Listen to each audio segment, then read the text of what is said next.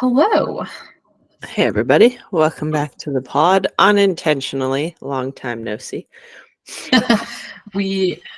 Jill had a solo and the title of it was amazing. I can't wait for you guys to hear it. But unfortunately the audio was not there.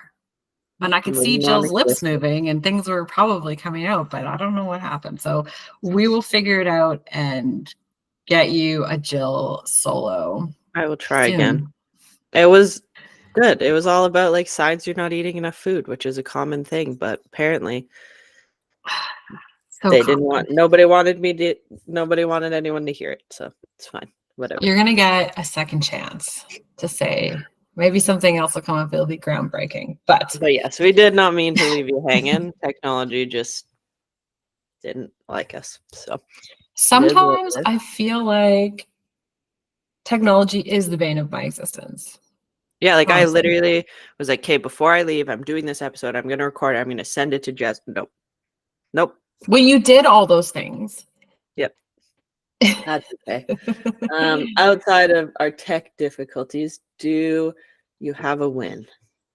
Have we talked since my race? Yeah. Yeah. Okay, so that can't be it. Well, maybe that could be part of it. So I'm pretty much fully recovered. I did have a little bit of lingering plantar fasciitis stuff going on. It seems to have taken a very positive turn in the last couple of days. So we're happy about that.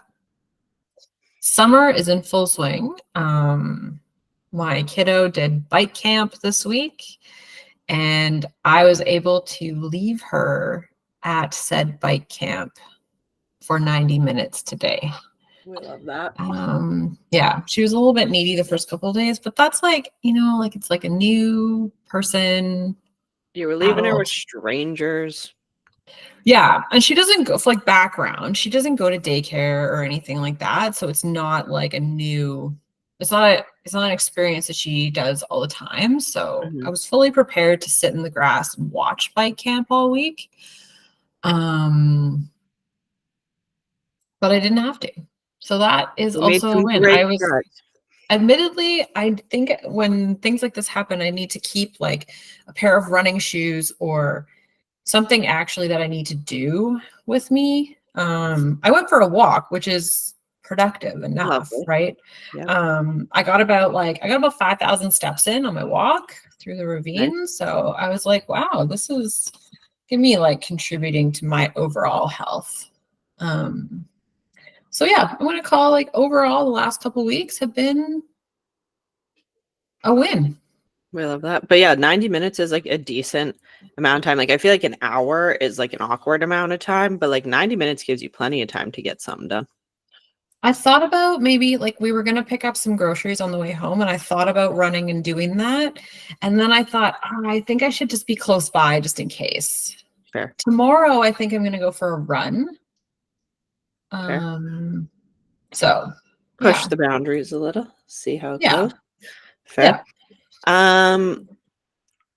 We're turning it into a win because I don't really have an option. I went to Nashville for a friend's birthday, and it was a bad time. Oh, okay. Not because Nashville's bad. I think Nashville's fun, but the girls were like very selfish, very not caring, very not friends. I'm going to put it that way. And I don't think any of them listened. With each other or with me. Like they were great with each other. I don't drink, so small background on the trip. I don't drink. So we knew it wasn't going to be Jill's greatest trip of all time ever. But yeah, they were like straight up mean, for lack of a better way to word it, and without telling you every detail of the trip. Hopefully none of them listen to this pod, but if you do, what's up? Shouldn't have been mean. No, I doubt any of them listen. And if they do, well, it should have been nicer. And then I wouldn't have anything to talk about. But we're turning it into a win because past Jill would have been like, oh, it's okay. Like, it's fine that they were mean to me and whatever. Nope. current Jill was like, yeah, I'm out. And I like pieced out of a couple friendships. Like I was like, yeah, if this is how you think you should treat your friends, then like I'm good. I'm good. We're not friends then. So even though Nashville was like a bad time for 4 days, I was kind of proud of myself coming back from the trip, being able to be like, yeah, here's why you guys suck, and here's why I'm not okay with it, and I'm out, and just being able to like wrap it all up on the trip and move on with my life was kind of nice to come home and just be like, well, that's dealt with, type of thing. So setting boundaries and just like sticking up for myself is not something I'm great at. So we're taking the win as that from the trip. Yeah, and I think that shows like a good deal of maturity on your end and like a lot less on their end, because even if you're spending time with somebody that you don't particularly want to spend time with, like you can just be a nice human and like be tolerant or whatever. And it's only a few days. Yeah, and it's just like You don't have crazy to be me. like straight up mean girl. Yeah, it's crazy to me the lack of care that was on that trip for people who were supposed to be my friends. So it was just a big old moment of like, oh, yeah, if this is how you think you're supposed to treat your friends, then like I'm good, actually. Yeah. So yeah, there's a couple moments of me like sticking up for myself on the trip and just like setting boundaries and being like, yeah, this is not okay with me. So as much as the trip was bad, that feels nice to be able to be like, I'm out. See ya. Yeah. And really, like looking back, you can just be like, you know what? I am the bigger person, and okay. Like, Yeah. So I know it's a running joke. Like my roommate sent me a TikTok and it was like when the trip makes it out of the group chat, but the group chat doesn't make it out of the trip. And apparently it's like a running joke, especially on girls' trips, that they're just like dramatic all the time. So I've had a nice couple chuckles about that now. And I think like as we get older, the number of people that are like a yes, I'll travel with you goes down significantly. Yeah, I can promise you I won't do a girls trip again.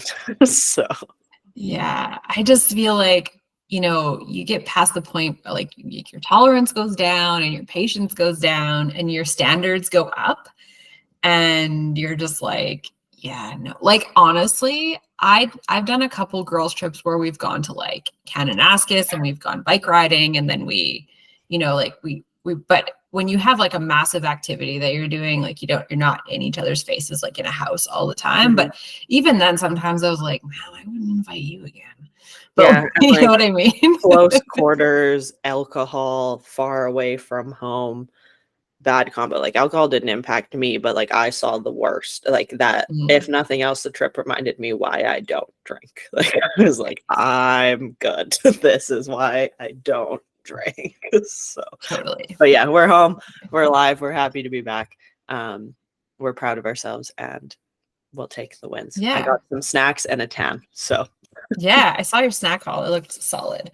But we are back into some questions from our listeners, which we love.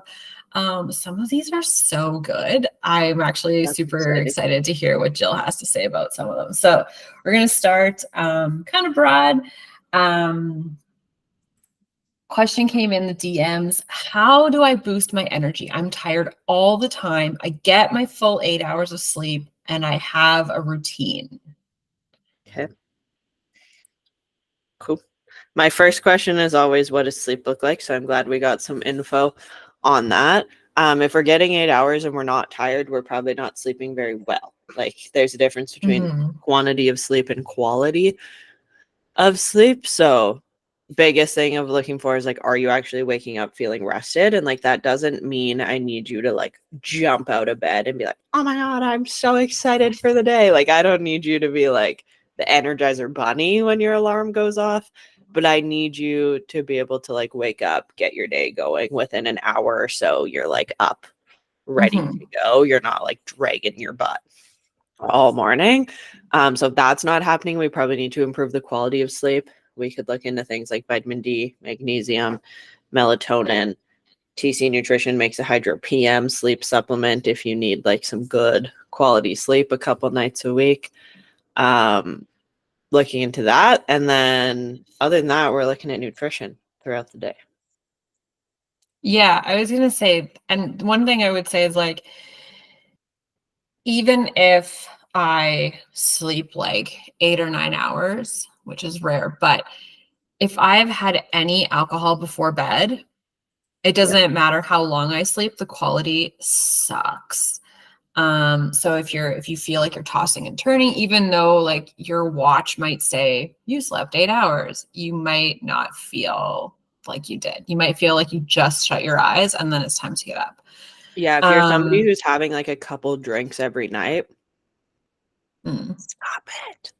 Because it's going to heavily impact your recovery, your sleep. We don't rest well when we drink. That's why when you do drink, even if you go to bed at 3 o'clock in the morning, you're up at 8 a.m. Like our bodies don't like to rest when there's alcohol in our systems. Yeah. And then, like you said, the other thing is like, if you're tired all the time, your body's obviously not getting enough energy. So whether you're not recovering well, sleep, or if we're not fueling appropriately for the activities at hand. So are we getting enough protein? Do you actually know how much protein you're getting? And while I am not a huge fan of tracking everything, you can absolutely just track your protein intake just to get a ballpark of what you get without actually really trying to get a lot of protein, right? Because some people, you're going to look at that number and be like, oh, that is so not enough.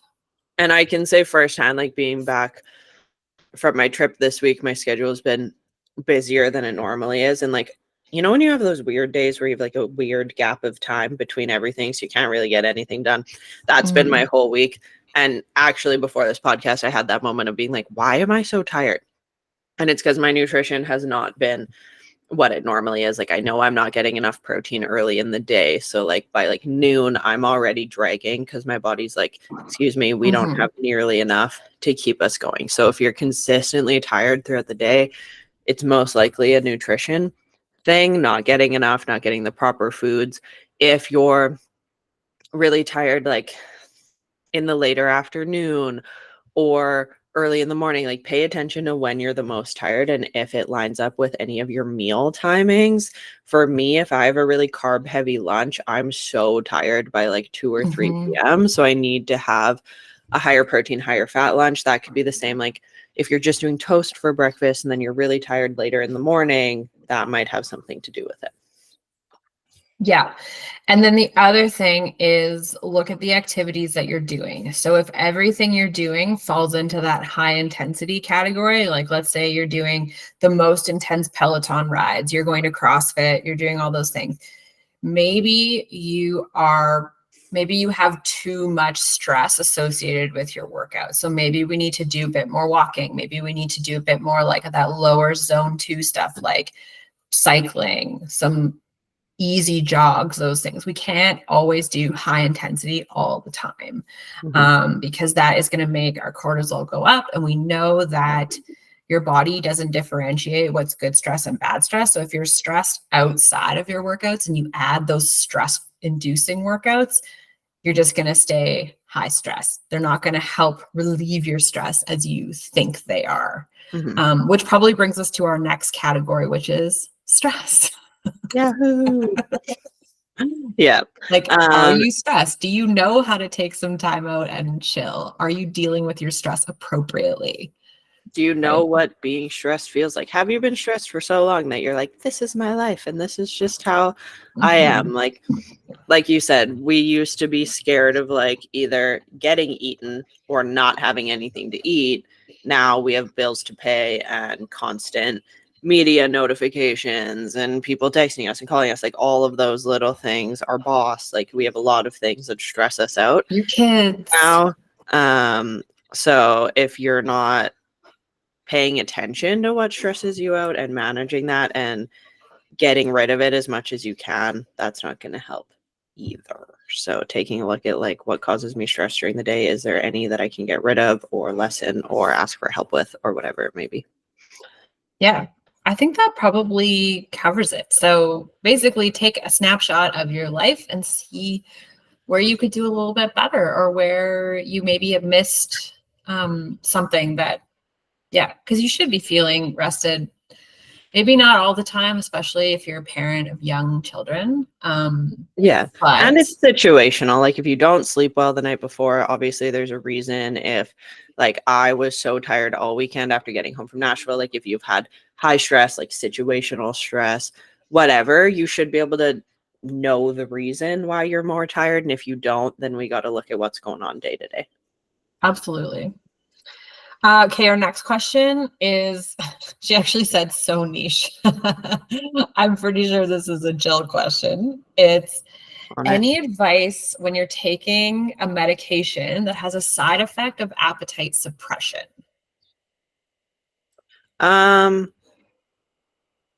My brain goes straight to like ADHD meds or something like that, because like that's a big reason why I'm unmedicated, is because when I take my ADHD meds, I can literally go the whole day without eating. It's fascinating. So there's lots of meds that suppress appetite. It's a tricky one to work around. Eventually, your body should get used to it. Like in the beginning, you're gonna really notice that appetite suppressant because it's new. So you want to try to lean into foods that aren't going to feel really like heavy and filling. So instead of being like, okay, I'm going to have chicken and rice for lunch or like a sandwich, maybe you're doing like a smoothie or a yogurt bowl, or you're having like a snack plate to pick on throughout the afternoon. Like finding ways that you can get in nutrition without it feeling super big, bulky, heavy is going to be really important. When I did take my ADHD meds, I would make sure I ate breakfast. Like I would take my meds, go downstairs, eat a big breakfast because I knew I wasn't going to have a super high appetite throughout the day. And then I would do like a smoothie and a snack plate. So I wouldn't like force myself to eat a ton, but I would give myself some options that felt lighter. I found drinking my calories was far easier. And then I would plan for a bigger dinner because I knew once my meds wore off, that appetite would come back. So a little bit of a combo of like working around when you know you're actually going to have an appetite, and then finding some things that aren't going to feel overwhelming and stressful to eat during the day. Yeah. I mean, my first suggestion was liquid calories if you can. And because at least then you know you're getting enough.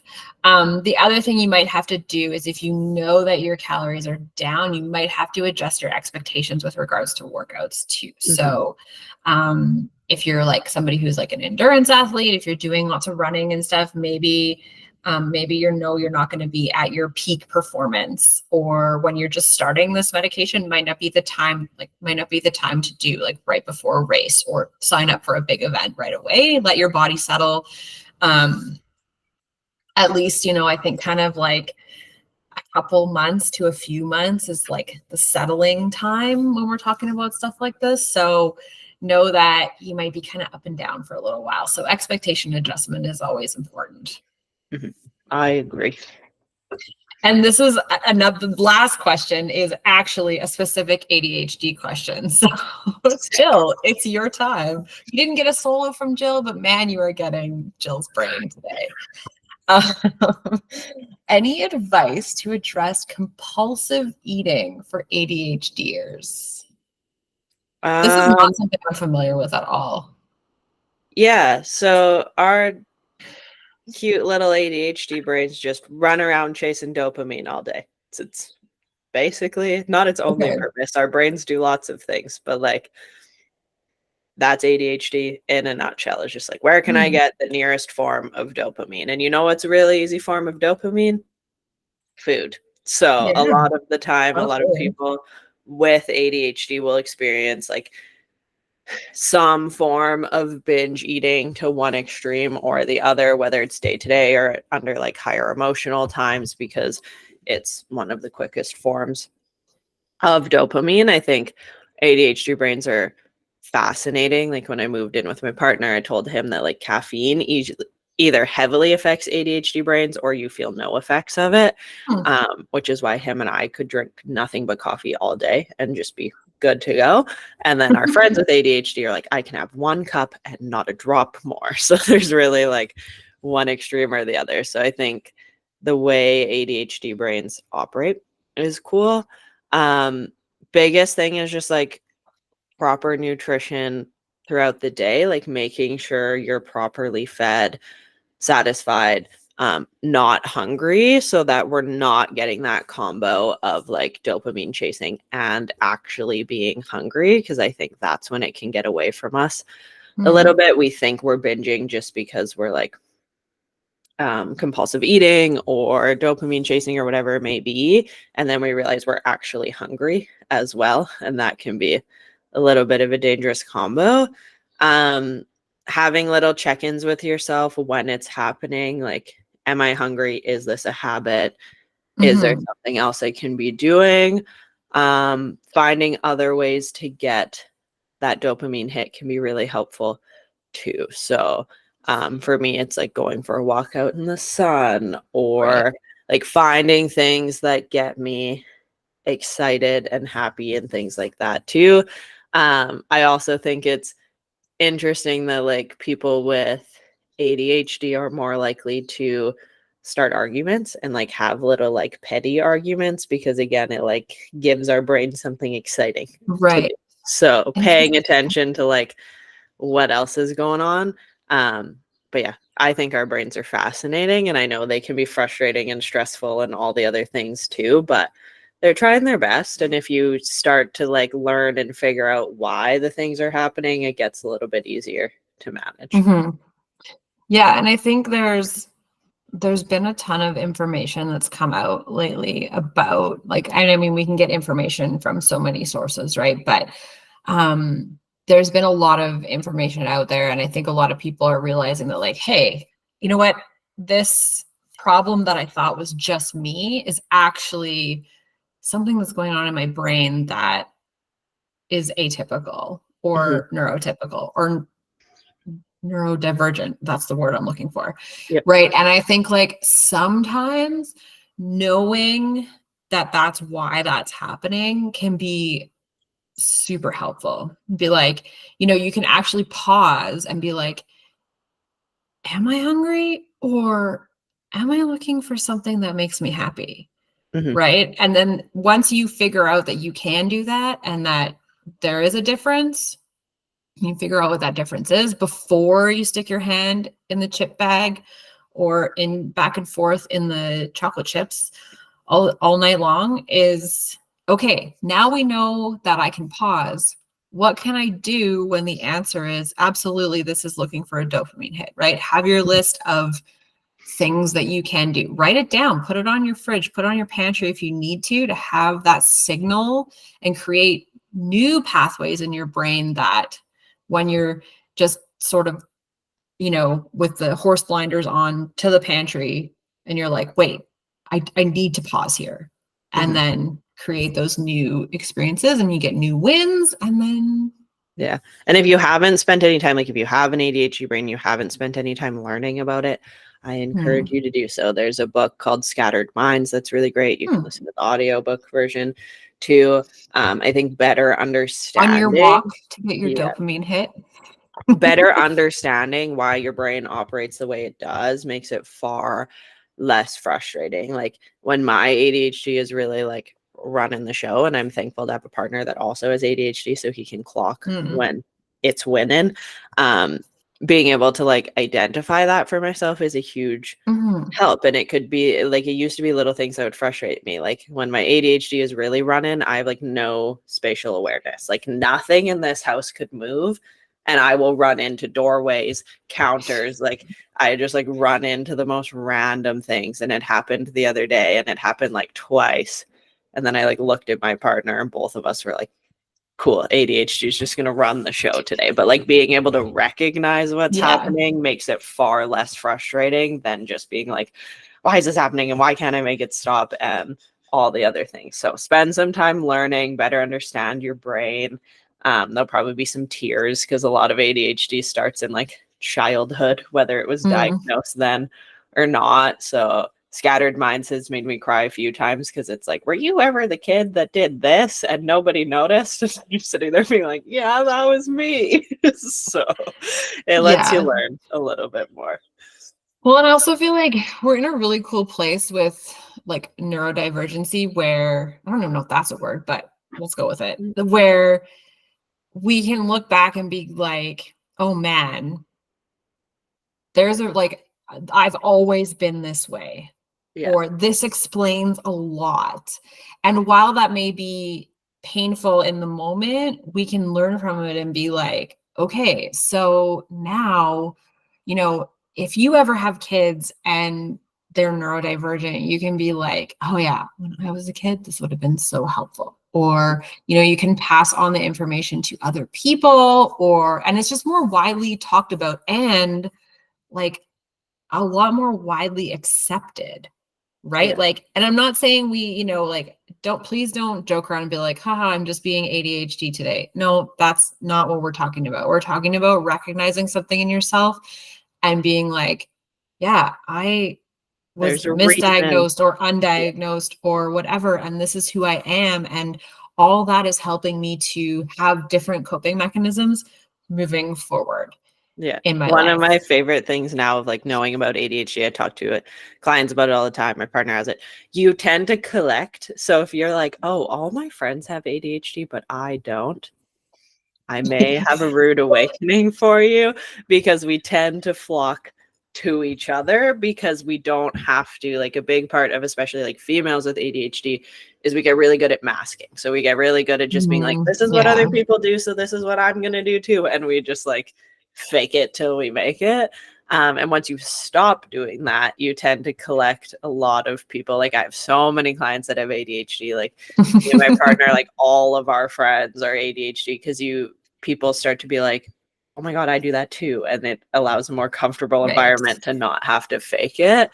And it's one of my favorite things is like recognizing people's ADHD, whether they see it or not. Like when I meet people, I'm like, we got something going on there. And then eventually they'll either tell me they have ADHD or like down the road, they'll be like, I got diagnosed with ADHD. And I'm like, really fascinating. So once you start to learn about it in yourself, I think it's a little bit easier to pick up in others, friends, family, kids, whatever. And it just makes everyone's life a little bit easier. It's like a magnet. Yeah, literally you all just like flock together. And we always joke in this house, like all three of us for sure have ADHD. And I also think like ADHD and autism go hand in hand to an extent as well. So we always like with all the love joke, we're like, there's a lot of tism in this house. Like there's a deodorant in our fridge yesterday. So like you never know what you might find in this house. Yeah. And I think once, like I said, once you kind of have that like in your brain, you can recognize it, maybe find a little humor in it, and then figure out how to navigate it. But if you're blindly trying to navigate like sort of like any of those behaviors, I think it's just that much harder if you don't know why. Yeah. And then it's frustrating and it's annoying and you're crying and you're annoyed with yourself and all the things. And you don't deserve that. It's still going to be frustrating and annoying. There's many days where I forget things or I'm late or whatever, where I still get frustrated with my brain, but it happens less frequently now that I understand it a little bit better. Yeah. So hopefully that helped and answered your amazing questions. Man, sometimes when you guys have questions, you come through. We love some good questions. And I hope that there are other people listening who are like, that's me. Or, wow, I really needed somebody to sitting there being like, I now have to go get tested for ADHD. Hold on. And I think you still have to start with your GP on that one.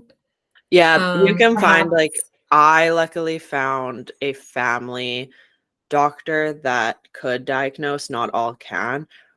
So sometimes like if your GP can't, they'll have to refer you out. And for me, it was like a 12 to 24 month wait or something stupid. So like they were like, if you're okay going to a family doctor who can diagnose. And I was like, yeah. So then I got in a lot quicker, but it just kind of depends on who has availability and who you have access to. Yeah. So if you are suspecting that, please advocate for yourself and keep fighting and advocating to figure out what's going on. So I And if think you that have kind any, of, I think that's everything. But if you have any questions, comments, concerns, or any conversations in this episode sparked anything for you, you can shoot us a note on the podcast page at Lattes and Lifting Podcast, or you can send me a DM. I always say it, don't send me a message on TikTok. I'll probably never see it, but you can find me on TikTok and Instagram at coachjill.april. and you can find me at JLock Fitness on all the socials. And we'll catch you guys next time. Bye.